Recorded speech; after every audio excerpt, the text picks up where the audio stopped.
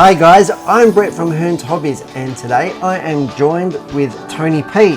And Tony P has brought in a drag car, and it's radio control, and we're going to have an in-depth look at what makes these things so fast.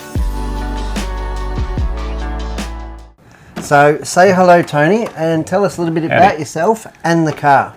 Yeah, name's Tony. I've just been into RC for a long time and lately into the NPRC stuff, no prep drag racing. No prep drag racing, and you are the 2023 Victorian Outlaw Champion. Is that a thing? Yeah, apparently. Did I say that right? You did. Fantastic. Yeah. And this is the car you won it with? It is.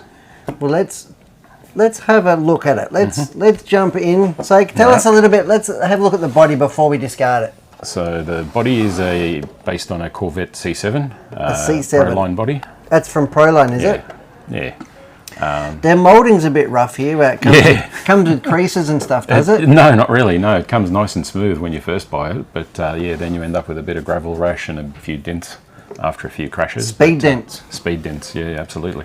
That's fantastic. So it has had a couple of incidents. It has. It has. And it's had a hard life. The car under this actually snapped in half at one point. Yeah, the front end. Is it safe to say? Well, close. Yeah, the front end broke off, and yeah, it was a bit worse for wear. Yeah, but, so this is as the body comes. Obviously that comes clear and you've painted it. The wing is an aftermarket wing. So the wing is an unfair RC wing, but this is the original wing which had a sort of tapered rear end, and I needed to try a flat, square rear. Oh, that's right. So I made a custom one. You can see this profile here, so that would have been the standard one. Yeah, and so the body, that it sort of like fights the car and makes it unstable, right? Yeah, it tends to be a little bit unstable when you've got a tapered rear wing. Maybe that's my problem. I need to check my rear wing. Yeah. Because I'm quite unstable at the best of times. So I wanted to check that out. They've now got a square rear wing, so it's a lot better. And people who don't know this, you are actually an epic airbrushist. No, I'm not. Thing? No, you are. I have seen some of your work, and this probably isn't your finest artistic work. No, it isn't. Not that it's not neat. But it serves a purpose. You've got the Go Fast sticker there. That's really nice. That's it. And the body, and that is what? Is it like 1.5 mil thick Lexan? Yeah, probably 1 mil. And you've got a bit of just paint preservation tape? Yeah, that was the idea, but I didn't save the sides. The car's a little bit wide. Oh, yeah. So it didn't save the sides there, but that's all right. And it's a lot of scratches and dents at the front, but we won't talk about that. Yeah. Well, that's fantastic. So let's get the body to the side, and let's take a look at the rig itself. Yeah. So what is the car? So the car is one I've designed and put together. Yep. The suspension arms, turnbuckles, gearbox, front steering knuckles, all of that sort of stuff is based off a B6.2. So that's an associated 10 scale racing buggy? Yeah, it is. Two-wheel drive racing buggy. Transmissions, is it upside down? No, it's a lay that's down. The brace, Yeah, so it normally has the waterfall here. Yes. But we don't need that here. So I've made a motor mount as well, and motor plate, and lowered it down a little bit. So everything's pretty much custom. And when you say made it, it's 3D printed or carbon? No, it's carbon. It's a carbon motor mount. Yep. Carbon I suppose you're not too worried about heat because it's all said and done like in 2 seconds. I mean, 2 seconds, hopefully less.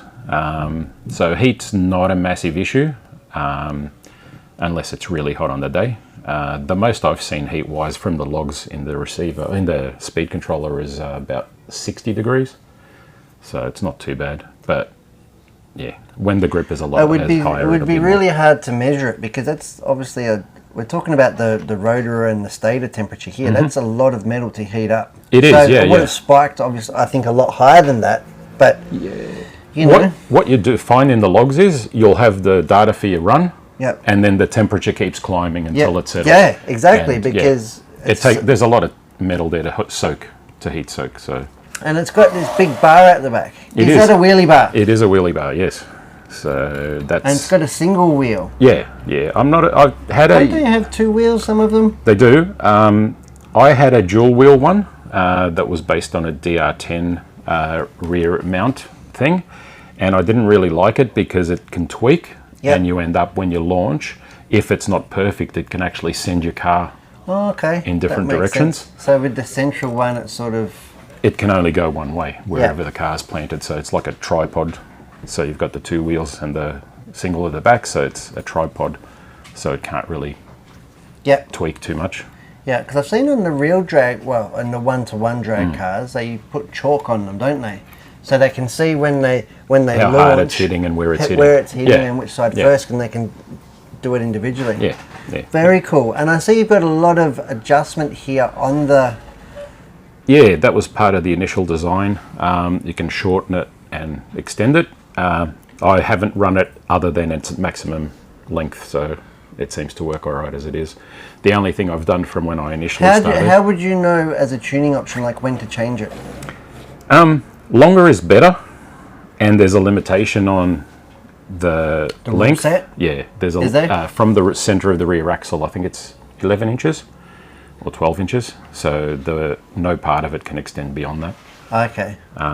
So you just have it to the maximum? Yeah, yeah. I mean, it does flex a little bit. Yeah. And that's why I put the turnbuckle there. Initially, I didn't have that, and it flexed a lot, so it still let the front lift up a lot when it took off. Oh, okay, yep. And you don't really want that. You've got to find that balance.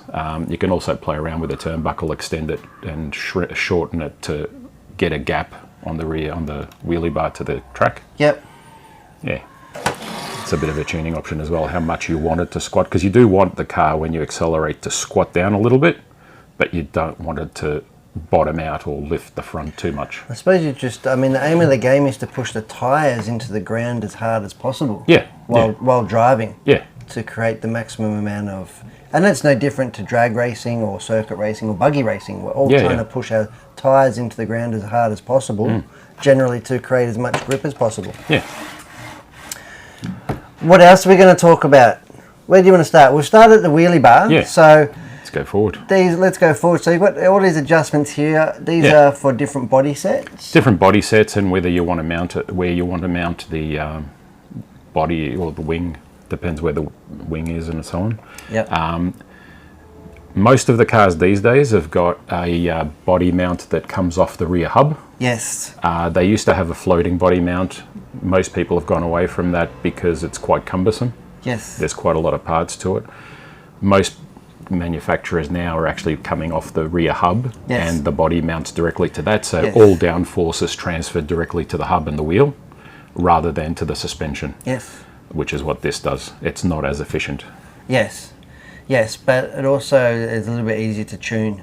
Yeah. And the other thing is that it saves also the rake of your body doesn't change. That too, yes. You know. So the chassis can move up and down on the suspension, but the body stays static to the stays ground. Parallel with the ground or your contact patch. Yeah. Yeah, and that goes back of racing nitro cars years and years ago. We used to have similar body mounts to keep, for that reason, to keep the bodies down and as your tyres wore and that sort of stuff. The 8 scale on road still mount like that, yeah.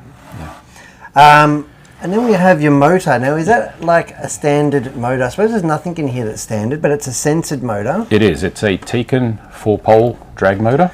And it is brushless. It is. I want to say, of course, but for those who don't know, it'd be a brushless or a 3-phase motor. So it's got the 3 wires on there using AC or alternating current. Let me get in the... Oh, look at that. Nice and tight. Just trying to get the... Here we go. So we're looking at the motor here, and that is a Tekin Type D. Yes. Is that for drag racing? Is it a drag purpose motor? It is. This one is specifically for drag, yes. And I can see that it's got 6,500 kV. It is, Now, usually censored motors, we usually talk in winds. You do? But this is obviously a 4-pole motor. Correct. So it has 4 points of magnetism on the rotor. Correct. On the middle bit, and it's wound differently. It is, yeah. So it's wound to meet. So 6,500 kV. That's in reference to the RPM per voltage that's applied to the motor. Correct. So for every volt, it should spin around 6,500 RPM. Yep.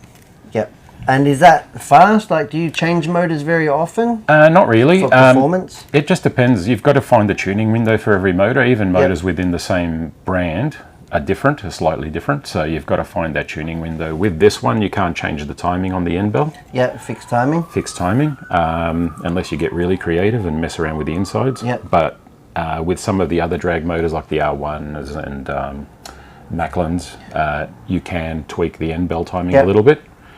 It's not a very common thing on 4-pole motors, but the drag specific ones, they have done it. Yeah, because the 8 scale EP8 buggies, we use 4-pole motors, which are censored, and they too are measured in KV, and they do have 20 degrees adjustable end bell timing. And I'm looking over here at the spur and pinion, and that is 48 pitch, is it? It is 48 pitch, yeah. So you'd almost think that you'd need to run a 32, but some people do, because it's got a lot more meat on the teeth and it's a lot stronger, so you don't tend to strip it as much. Wouldn't sound as nice though. No, it wouldn't, but you've got to find that balance. I haven't had any issues with stripping spurs, other than if I haven't done the motor up properly and it's moved. Or you've crashed.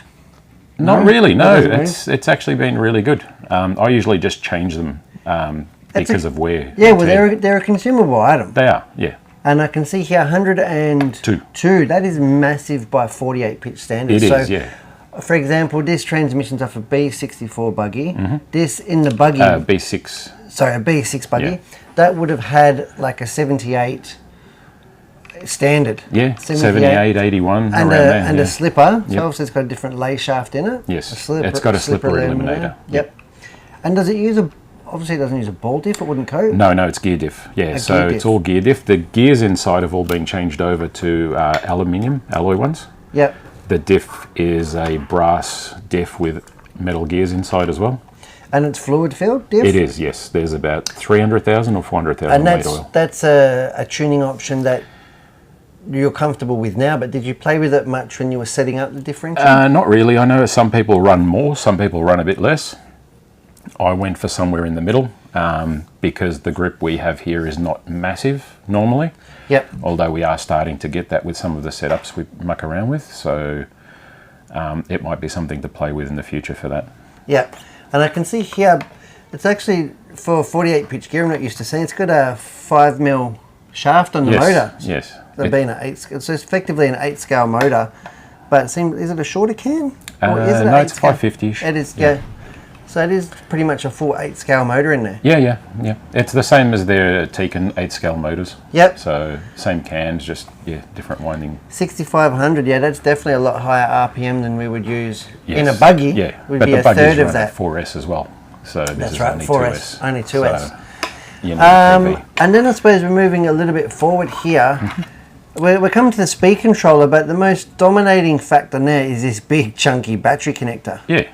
So now what is the pin diameter here? 8mm. Oops. 8mm diameter? Yeah, so they're QS8 connectors. 8mm bullets inside the connector. Some people will use the actual bullets individually. Yes. I like the connected. These, if they're a little bit harder to plug in and out, but they've got a spark arrestor, which for a 2S setup you don't really need because you don't get a spark when you tend to plug it in. But if you've got like 6S packs and things like that you're mucking around with, the spark arrestor is fantastic. Have you run this on 6S? Not this car, no, but I use it on some 6S cars I've got. Yeah. Yeah, and it's great because you don't get that crack every time you plug the battery. Yeah, it's like a little lightning strike, isn't it? It is, yeah. And you've got some fairly chunky wire, 10 or 8 gauge? I think they're 10. Yeah. That is pretty chunky wire. Yeah. I don't know if you really need that, but why not? And then under here you've got so there's an R1 digital R1, 3 ESC in there. And it's only a 10th scale speedy. It is, yeah. I'm a little bit surprised by that. I thought you'd need a big chunky 8 scale jobby in there. Yeah, a lot of people run the Castle Creations ones. Yep. And the Ghost RC derivative of it.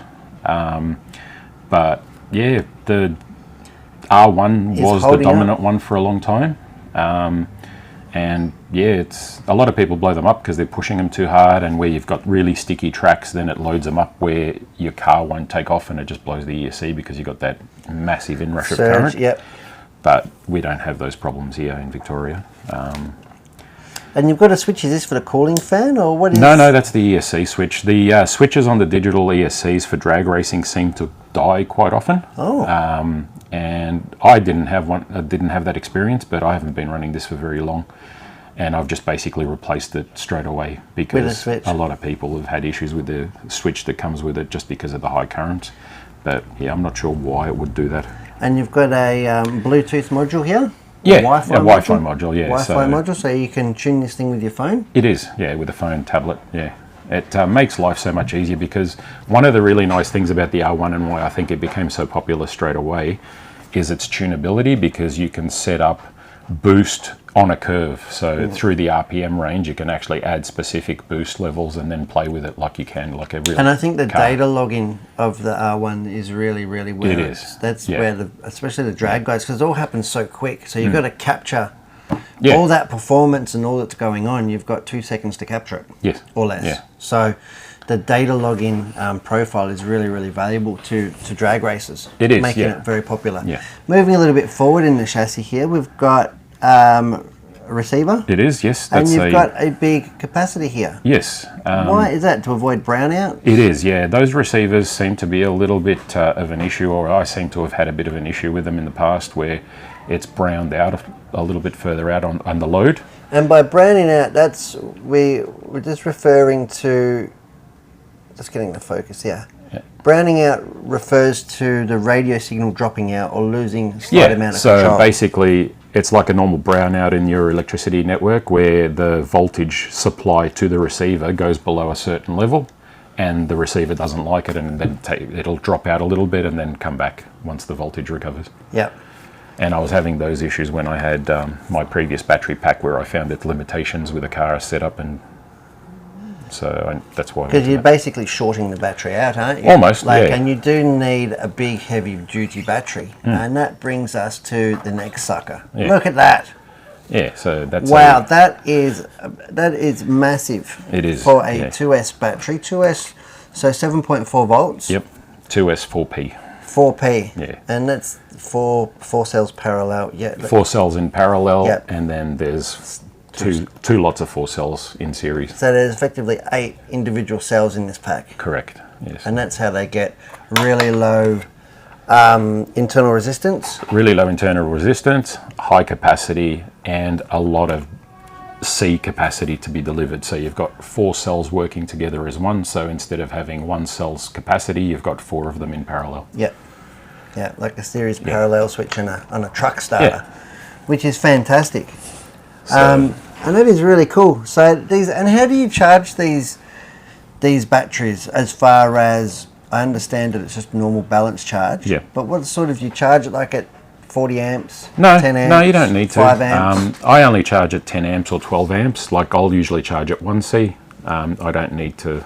Like I haven't found that the battery is now limiting my setup. It's the car setup and my knowledge of it and getting my head around that, and this ESC setup. That's limiting me more than the capacity of the battery to put out power. Yeah. Now. So. And in one run, so 1 2 second or 1 burnout, 1 run, then you recharge the battery. Yes. How many milliamps would that take? Anywhere from around 150 to about 250. So it's not much So at it's all. not much, Yeah. considering it is 12,000 in Yes. capacity. Yeah. But you do need it to be, I suppose, as fresh a voltage, so it's the highest voltage. Yeah, and what I stable. find is I'm a bit fussy about it because I want every run to be the same. Yeah. Because in my mind, that means that any setup change I've made isn't going to be impacted by me having 10 runs on this and not topping it up between runs. Because by that point, by the 10th run, that's going to be running, probably instead of 8.4, it might be 7.6 or something. Yeah.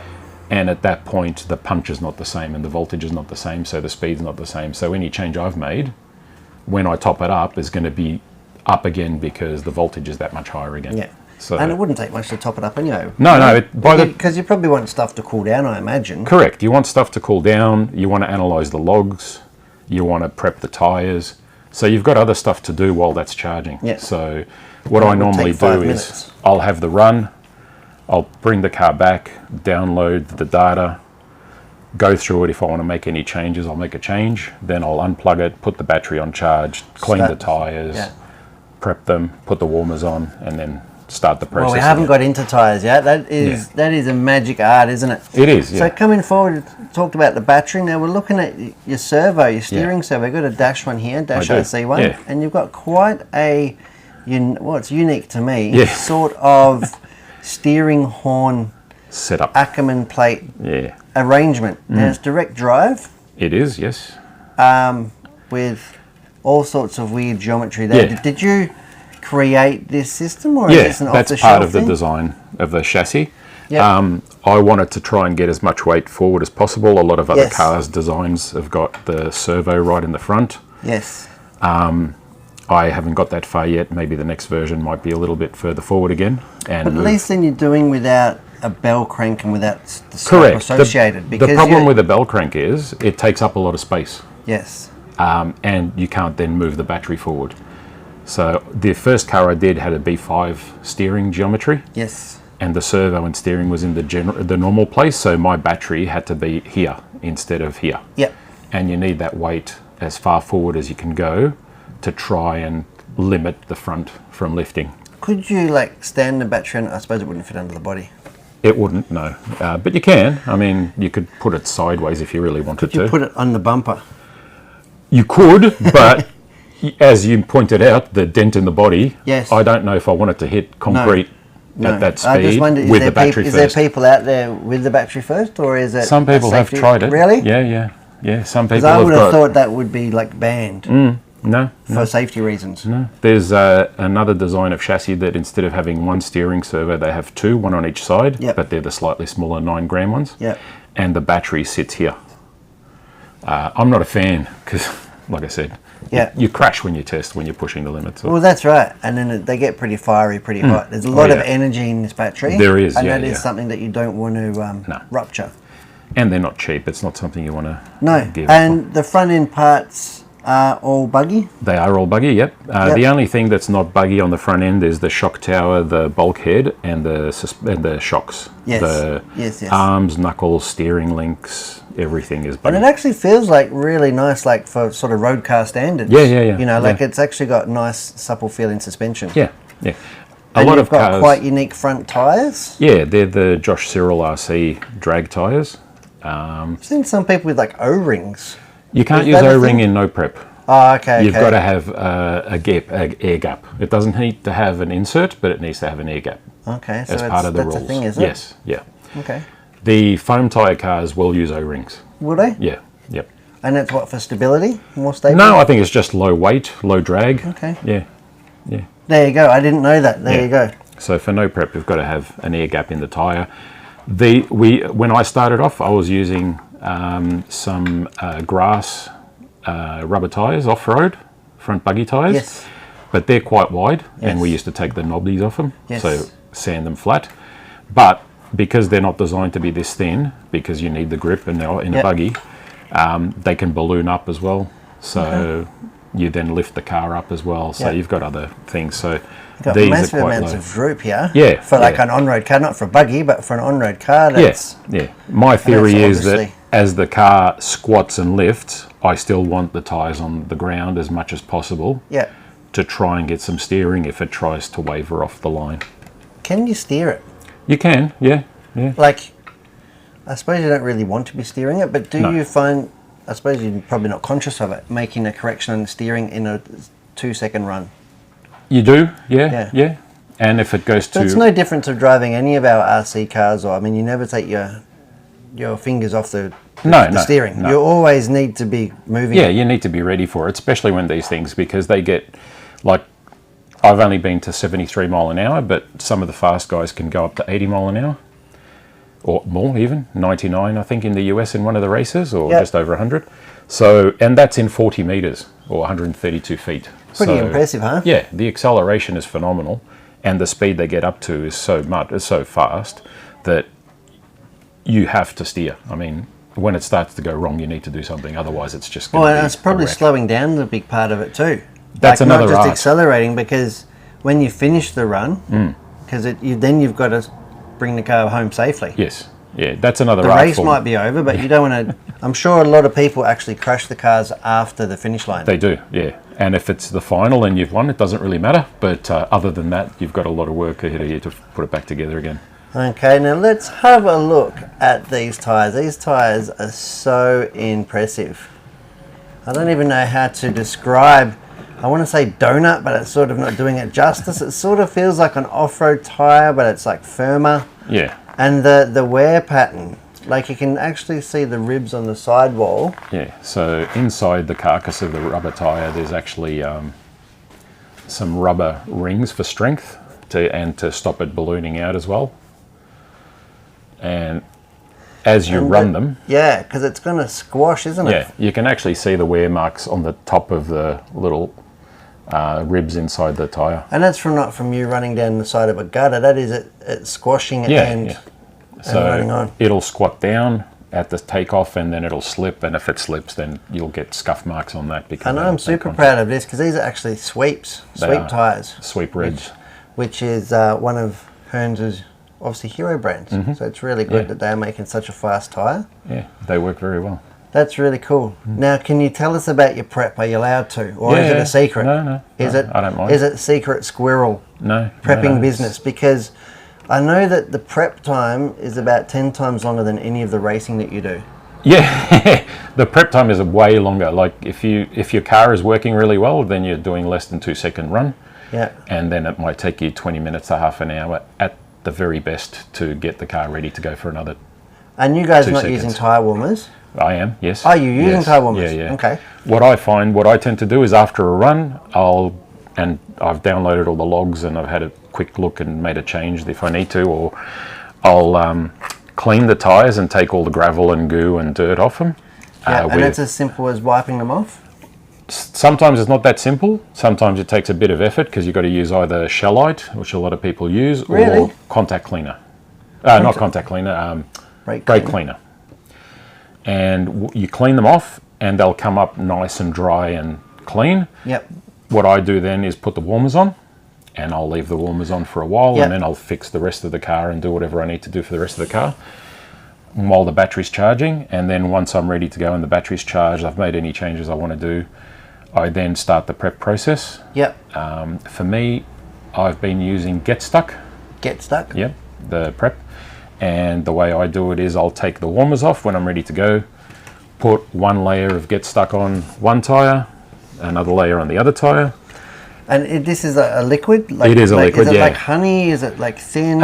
It's not very thick. It is very sticky. Yeah. Very, very sticky. So even the bottle, you've got to be careful when you close it and open it that you don't spill a lot, because it then just gets really sticky everywhere, and it makes it a nightmare. And it's probably not the best for you either. Probably not. You don't drink it? No, I definitely don't drink it. Don't lick it? No. I tend to use rubber gloves now to clean the tyres, because that's a lot of contact cleaner, and you end up with really sticky hands and whatever, and then you want to touch your radio, and your radio ends up sticky, and it's just painful. Yep. So I'll take the warmers off, put one layer of the Get Stuck. Because the tyres are warm, that'll flash off fairly quickly, so I'll put another layer of Get Stuck. Then I'll hit it with the heat gun. Oh, then your heat gun? Yeah. Really? Because it helps it evaporate a little bit more, flash off the solvent a little bit more. So you're not really concerned about overheating the tyre? Not really. Cycles? The heat cycles don't affect these tyres? Not really, but you're not really heating it up that hard. Like, you put the battery-powered heat guns so they don't go stupid hot to begin with. Yep. So it's more just to flash off any solvent that's in the prep. Yep. Yeah. So I'll do that, and then one more layer, and I'll leave that, and when I'm ready to do a run, I'll hit it with a heat gun again. And do you take out do you have like a special bit of carpet or something that you use? No, we don't. For the prep Outlaw? Because no prep, I mean, that sounds like a lot of prep for no prep. It is. The concept of no prep is you don't prep the track, you prep the tyres. So it's, one or the other. Yeah. But at a big race meeting, what you find is, because everyone's prepping the tyres, it's prep the track anyway. Yeah. As you run, you'll end up seeing some lines down the track, and if you've seen any of the online videos, you've seen people do that, and you've got amazing tracks that are super prepped, and by the end of the race, people are blowing motors and ESCs and hexes off wheels and so on, just because it's so sticky. And then you'll find people actually trying to move around. Oh, really? Yeah. Trying to get a little bit less grip? Mm. Really? So in some of the races in the US, they've actually got multiple lines, and for X rounds they'll run in one patch, and for X rounds they'll run the next patch, and then for X rounds they'll run the next patch, and then they'll go back, so that you don't end up with like a ridiculously sticky single patch. So you end up But what spreading. if you broke that rule? What if you just... You can't. They'll block off Oh, really? Those lanes there, and basically that's the lane for this round, crikey. and that's where you're starting from. Oh, so they actually You might move it, go so to- it's not just two lanes, they actually move it around. Yeah. So within the one lane, Yeah. you've got multiple areas. Oh. Yeah. There you go. I wouldn't, the be able Vics. to, I wouldn't be able to control any of it, so it wouldn't matter. For the Vics, what they've done, because there were so many classes, so we had the no prep outlaw, we had no prep real street or pro street, which is basically no tyre prep at all. Is that with bumpers? Is that the bumper class? That's the one with the bumper, so it's more... And that refers to how the bodywork's cut. Yeah, you've got to use a proper body that's still got the rear bumpers moulded into it. You can't cut above the body lines. Yep. So it makes it look like a real car. In the US, they can't have wheelie bars as well. Yep. So I think that might happen here. I don't know yet. And then they had running the foam tyre cars as well. So there were 3 sections within the lane too. So how fast is the street cars? They're actually very fast. So one of the guys that was running, that I ran against, Darren, he was running his pro street or real street car with no prep in both outlaw and real street. Oh, really? Yeah. And he was just tuning it slightly differently. Yep. And his car was ballistic. So he was doing 2.0s. Yep. And my best on the day was 193, so it wasn't that much better. Wasn't that much better? Yeah. There you go. And what was about the fastest foam cars? I'm assuming they're the fastest ones. 1.5, I want to say, on the day. 1.5. Yeah. And that's an electric car with foam tyres. Correct. Do they look like top fuel dragsters? Some or do, yeah. they just There's a look like- variety. So Okay. you've got the pro mods, you've got top fuel dragsters, there's a whole class. Fantastic. Now, do you want to show us, have you got the means to show us your data logging or your radio things or something? I can see you bought a little iPad in for me. Yeah. I'm sounding old. My kids always say when I say your AirPods, they always laugh at me. So iPods. with the Earpods. radios, this is a Radio Link RC8X, so it's got a very familiar menu structure if you've had a Futaba radio. So what you're saying, it's like a Futaba when you're not having a Futaba? Yeah, basically.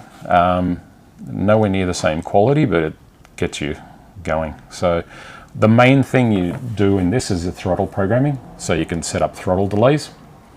And with the throttle delay, you want to break it up into 2 or 3 sections. So the first section is your point, which is how hard it hits every time you just touch the throttle. Yeah. So if you only pull the throttle 1%, it'll still go to that minimum point value. It'll go to 10 or 12 or 15 or 50 or whatever you've set it to. And then from there, there'll be a throttle speed to go from that point all the way to the maximum. And that's how you program the curve in the radio. So if we have a look at mine, I don't know if you can see that. It's not merely an exponential curve. No, it's not an exponential. Some people mess around with that, and you can actually put point curves in here as well. So if you chase that over to the... Oh, there we It go. might even be too tight. So we go. So we've got the point value there, which I think looks like 10. And we've got the turn, which is the speed at which it gets Try to and get a full. better focus there. There it is. Should have put the timeout higher. There we go. So yeah, so we've got the point there as 10. So as soon as I touch the throttle, it'll jump to 10. So I'll just pull it a little bit. It's gone to 10. And then If you had a I mash it- Futaba, you could put trans brake. Did you know that? Yes, yes, you can do that. Some people do that. I find You can that hold the button on the controller and hold the throttle and then just let off. Yeah. And then the radio takes over. yes, Why are you looking at me? Are you wanting some heckling? I can heckle. you can heckle from the side. Nobody can hear you over there, BJ. They probably can. They probably can. Yeah. So yeah, so you can see I've mashed the throttle, and it's taken a while for that blue line down the bottom there to get to full speed. Wow. Yeah. So by changing that value there, Yeah. if we go down, and now I mash the throttle, you can see it really well what it's doing. It takes a long time to get there. And so you program that to your heart's content. One thing this one has over the But then that's Futabas, going to really affect your speed controller for curves. Because It your is. speed controller is not going to realise that it's at full throttle. no, not for a little while. No. No, which is fine, because ideally you want to make the radio get to 100% within the time you're trying to get to your ET. Yeah. So your finish line. Oh, really? So Yes. you don't have it before then? So you Or had before, so where it depends on your setup and how much grip you've got and all that sort of stuff. So you've got to find that balance. Yep. So I try to do it around the 2 second or 1.5 second time, somewhere Yep. in the middle there, and then let the ESC do the rest. But if you go straight from 0 to 100% on the radio, the ESC is going to see 0 and 100%, Like a switch. and then, yeah, it's going to try and take off as hard as possible. So you have to program both of them. Yes. It's not enough just to program your transmitter or your ESC. You can, if you put a docile curve in here or a little bit more aggressive curve, then you can mess around with this all the time, Yeah. and then play with that. Like, My thinking is that it would be easier just to play with one of these initially it functions, is, yeah. But probably when you're going for those last hundredths or thousands, I suppose that's when the tuning really Yeah. comes into it. Well, sometimes you'll program something in here, and then you'll tune it with this, fine tune it with that. Yeah. So, and I've had cases where I've put a tune in that and ran whatever setup in here, and then the next time I've boosted that to go a little bit quicker, and the car spun out. Yeah. So you've got to find that balance. Absolutely. Absolutely. And with the ESC tune, you can tune the curve so that at different parts of the track it can do different things. Absolutely. So- I can't even know how you get the gearing right on this thing, because Look at the current draw, look at how much load is on the battery in Yeah. the data. So with my previous battery, it used to dip down to 4.8 volts, 4.7 volts. wow. Yeah, so that was after about 18 months of usage, so it was Yeah. getting on a bit. Even though the internal resistance and everything still looked okay, it was just taking collapsing. a really hard hit. Wow. Yeah. So when I've gone to these and I've geared down a fair bit now, it sits at 7.1 volts for the whole run And you can minimum. tune that, Yeah. right? And that is through your. You can ESC see all curves. that through your ESC. Yes. Yeah.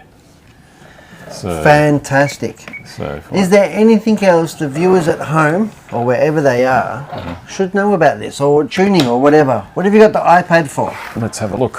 What have you got on your Plug iPad? that sucker in. I get scared with connectors that big. Yeah.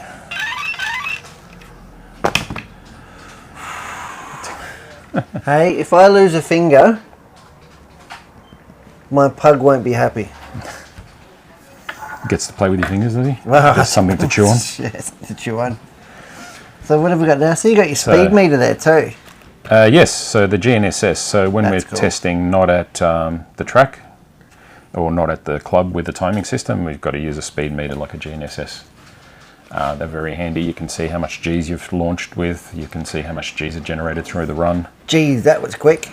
Yeah, Something like that. yeah, and it gives you a time. Poor It's joke. not 100% accurate, but it's as close as you're going to get.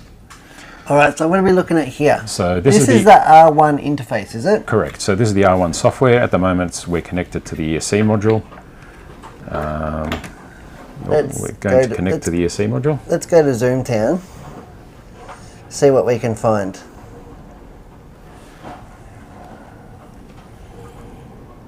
There we go. I'd like to say that your iPad's out of focus, but that's clearly going to be my camera work and not your iPad. That's all right. Oop, that way. So what have we got here, mate? What are we looking at? So this is broken up into a few things. You can look at live settings, so you can actually read the voltage on the battery. You can tune the throttle and rev it and see how much current and voltage and whatever else is happening, RPM. You can update the firmware if you want, but you've got ESC settings and logs.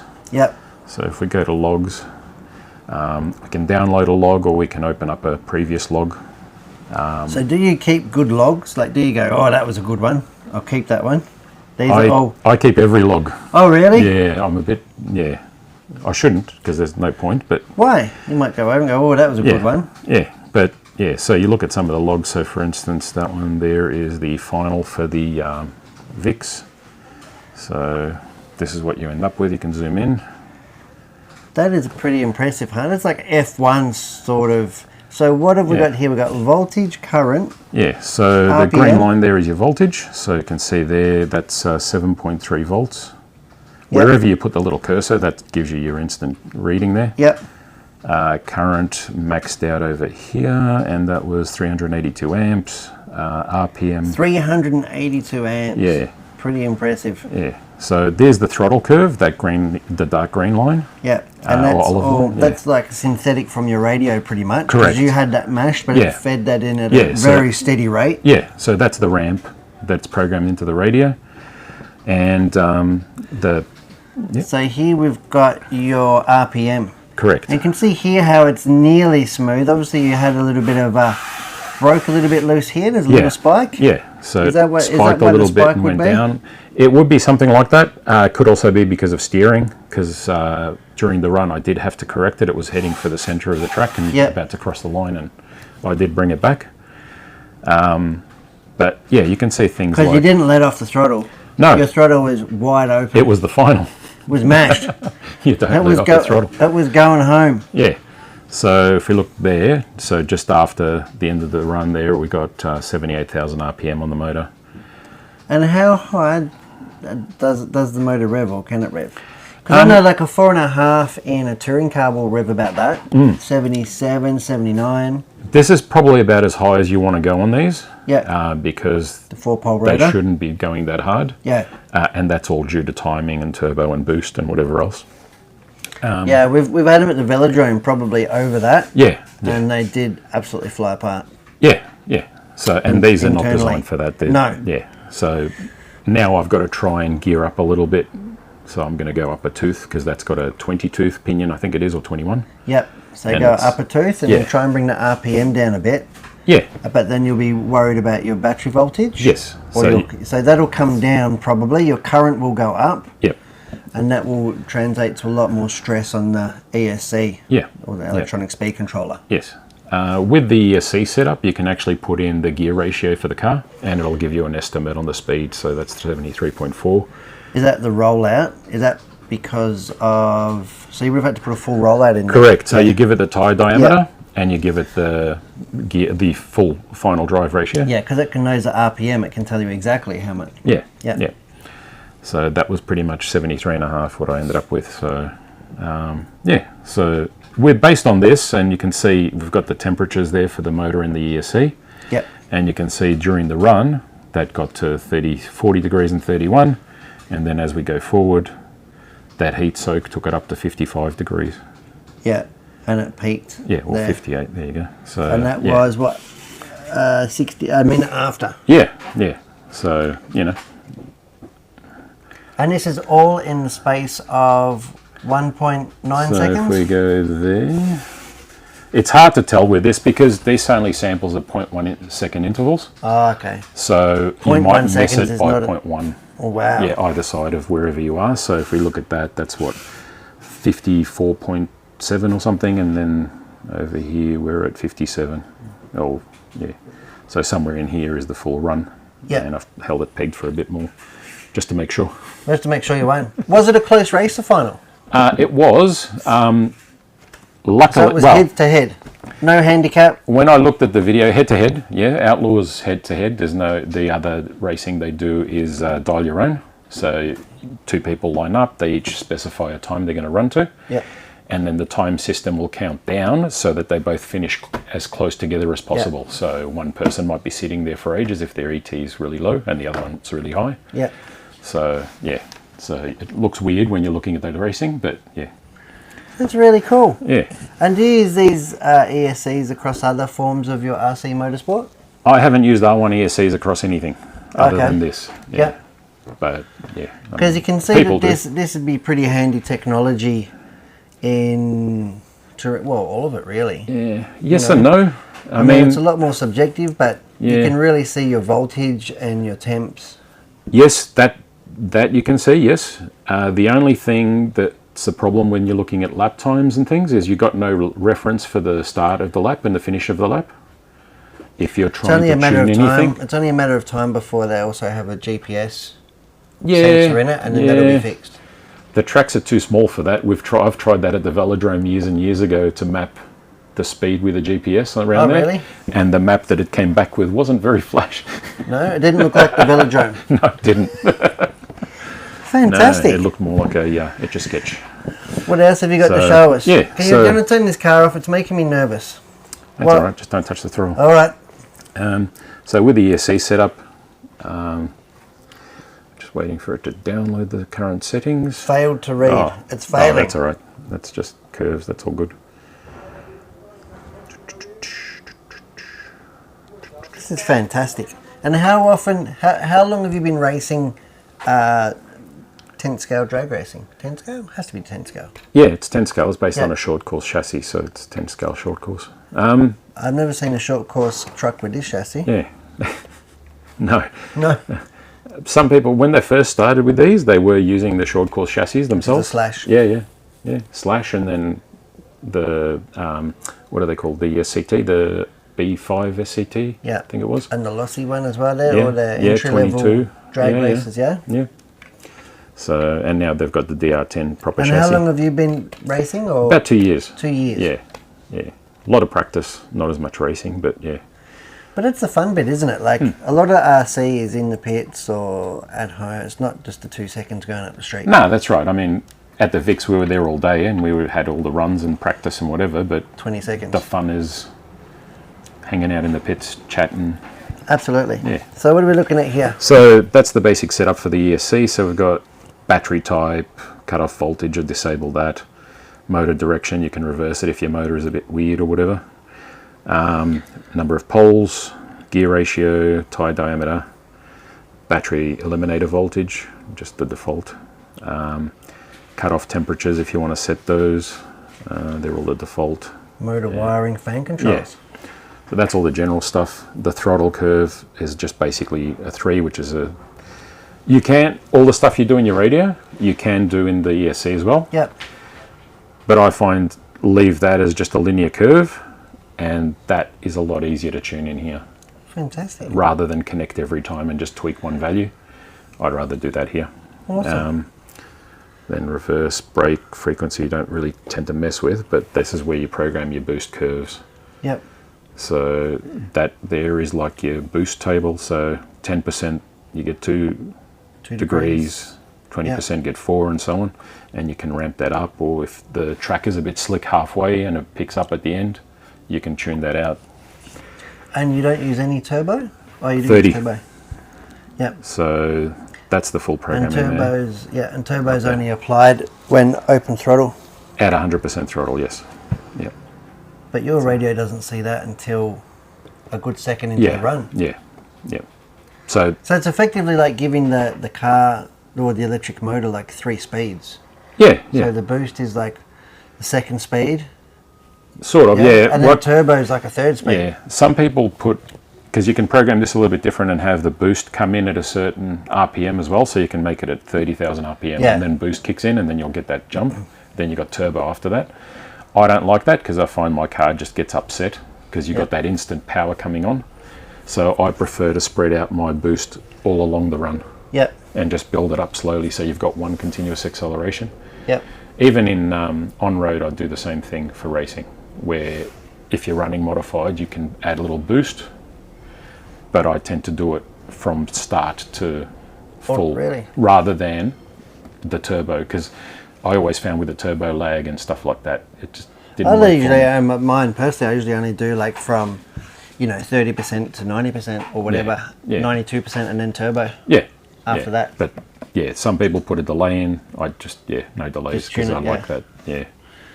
Fantastic, Tony. Well, thanks for taking a look with us. That is amazing. Yeah. 2023 state champion of outlaw drag racing, no prep. Yeah. Thank you for joining us in the studio today, in at Hearns.